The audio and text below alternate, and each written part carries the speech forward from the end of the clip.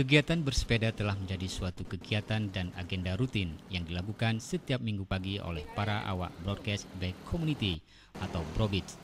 Rute yang ditempuh pun sangat bervariasi dan pada umumnya rute yang ditempuh adalah lokasi atau objek wisata baik yang ada di kota Banda Aceh maupun wilayah Aceh Besar.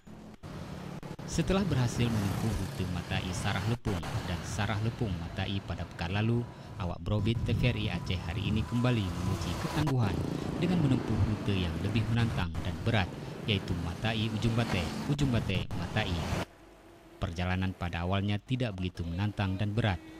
Namun ketika telah mencapai kawasan Neheng, kondisi jalan yang menanjak membuat awak BroBit mulai mengeluarkan tenaga ekstra untuk menaiki Bukit Nehen dan Ujung Bate. Setelah berjuang ekstra berat, akhirnya Bukit Ujung Bate mampu dilalui oleh para awak BroBit. Dan selanjutnya, medan yang dilalui terasa begitu nyaman karena menuruni bukit. Setelah menempuh perjalanan sekitar 1,5 jam, akhirnya para awak BroBit ini pun sampai di tempat tujuan, yaitu lokasi objek wisata Ujung Bate. Kondisi badan yang lelah dan haus dahaga yang luar biasa hilang begitu saja ketika menikmati panorama alam Ujung Bate yang sangat indah dan asri.